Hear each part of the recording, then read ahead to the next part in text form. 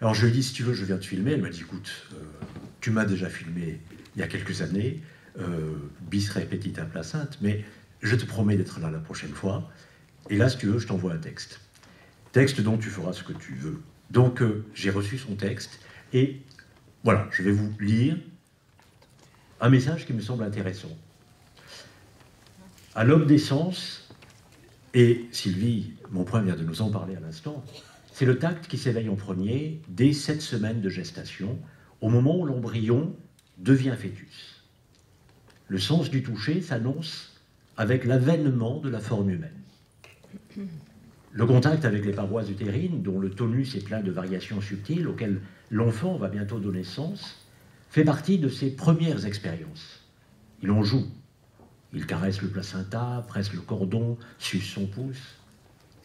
Très tôt, in utero, l'enfant réagit aux voix et aux sons, par les vibrations qu'ils entraînent sur sa peau et dont tout son être.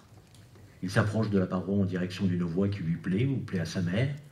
C'est seulement dans le dernier tiers de la grossesse que l'enfant entend par les vibrations tympaniques. Jusque-là, ce sont par les vibrations tactiles.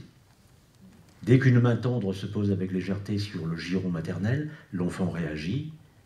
Il vit ainsi des expériences de représentation dans lesquelles sa peau est le grand vecteur d'échange qui nourrissent l'affectif, effraie des circuits neuronaux qui l'amènent à la naissance avec un cerveau affûté et cherchant déjà les échanges. Après la naissance, dans ce contexte de grande dépendance, tout échange, même infime de la part de l'adulte, peut être porteur de sens pour l'enfant. C'est en cela que les contacts tactiles et la manière de porter l'enfant sont un langage. La cohérence entre le geste et la parole est essentielle. La légèreté d'une main qui lui donne le sentiment de sa complétude et le rassure dira autre chose qu'une main pesante qui écrase et morcelle. Le bébé évalue tout cela et valorise ce qui lui est proposé.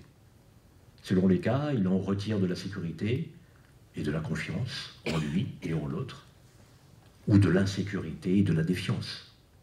Mais le pire pour un nourrisson serait de ne pas être contacté tactilement. Sylvie Monpoint vient d'en parler. Alors oui, posons des mains légères, prudentes, attentives sur ces personnes en devenir, conscients de notre responsabilité. Parler s'apprend, alors pourquoi continuer à faire comme si le langage du tact qui nous meut au plus intime, au plus archaïque, serait inné? Voilà, j'ai essayé de vous transmettre la parole de Catherine Dolto et elle nous a promis sa présence dans une prochaine édition.